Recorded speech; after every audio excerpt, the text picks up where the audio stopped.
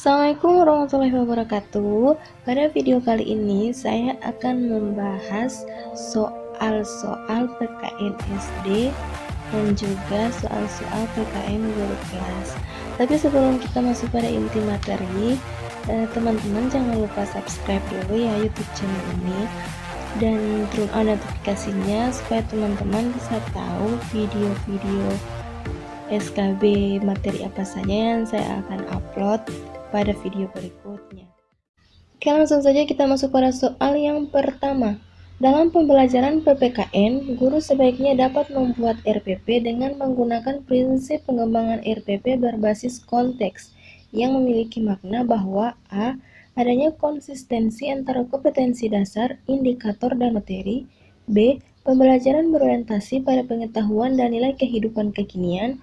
C. Proses pembelajaran yang menjadikan lingkungan sekitar sebagai sumber belajar. D. Kompetensi inti merupakan acuan utama dalam pengembangan RPP. E. Adanya hubungan antara yang menjadi materi pembelajaran.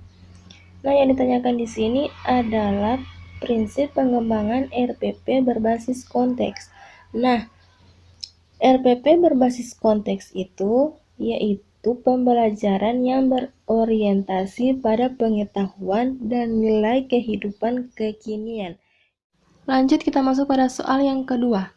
Seorang guru PPKN SD dalam mengembangkan evaluasi hasil belajar akan melaksanakan tes subsumatif, mengembangkan tes kinerja, melakukan observasi aktivitas siswa, memberi tugas kelompok dan individu.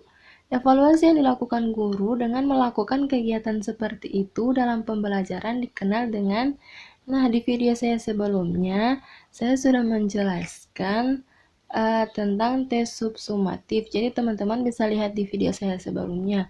Jadi jawaban untuk soal nomor 2 yaitu D, authentic assessment. Lanjut kita masuk pada soal yang ketiga. Di sebuah sekolah dasar, dalam satu kelas terdiri dari 26 peserta didik yang kemampuan belajarnya beragam. 7 peserta didik tampak sangat menonjol, bagus dalam memahami pelajaran. Sementara ada 6 peserta didik yang kemampuannya sangat kurang dalam memahami pelajaran, sedangkan sisanya biasa saja. 7 peserta didik yang menonjol, bagus, kadang justru mengganggu temannya yang belum memahami pelajaran.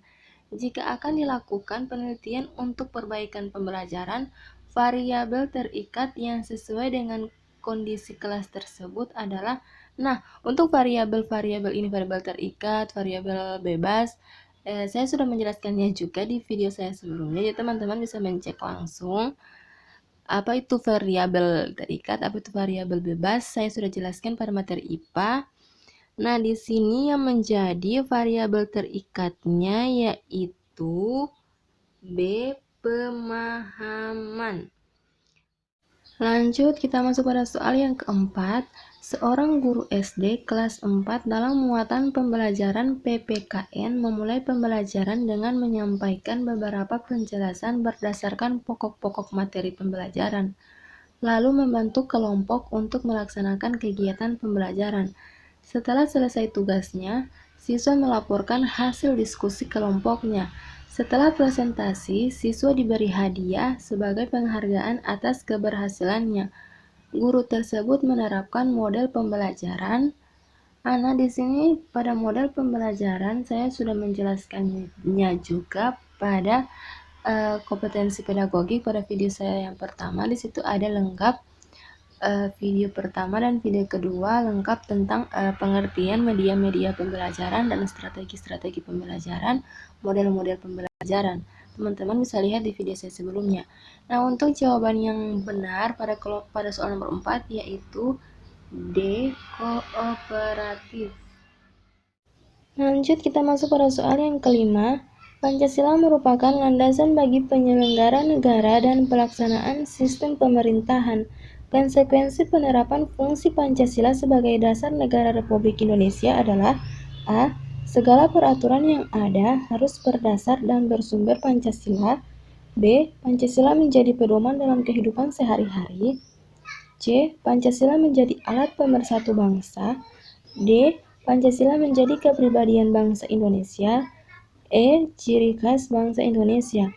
Nah, di sini fungsi Pancasila sebagai dasar negara Republik Indonesia dan bagi penyelenggara dan pelaksanaan sistem pemerintahan, Pancasila berfungsi sebagai segala peraturan yang ada harus berdasar dan bersumber pada Pancasila. Karena Pancasila itu adalah dasar negara Republik Indonesia. Lanjut kita masuk pada soal yang keenam. Manakah pernyataan berikut tentang Pancasila sila pertama yang paling benar? A. Sila pertama Pancasila mengamanatkan bahwa seluruh warga negara wajib beragama. B. Sila pertama Pancasila mengamanatkan bahwa peraturan perundang-undangan didasarkan pada agama. C.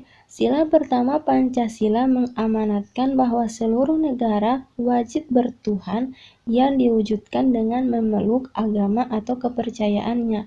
D. Sila pertama memberikan kebebasan kepada setiap warga negara beribadah sesuai dengan agama dan keyakinannya, menciptakan kerukunan umat beragama, aturan dan penyelenggaraan bernegara harus berketuhanan yang Maha Esa. Sila pertama Pancasila mencintai sesama sesuai dengan keyakinan agamanya. Nah, di sini jelas terlihat Pancasila sila pertama yang paling benar adalah D. Sila pertama memberikan kebebasan kepada setiap warga negaranya beribadah sesuai dengan agama dan keyakinannya sendiri, serta menciptakan kerukunan umat beragama dan aturan dan penyelenggaraan bernegara harus berdasarkan ketuhanan yang Maha Esa. Lanjut kita masuk pada soal yang ketujuh.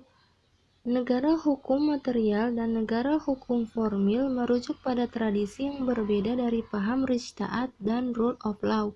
Manakah pernyataan di bawah ini yang benar dalam membedakan antar negara hukum material dan negara hukum formil?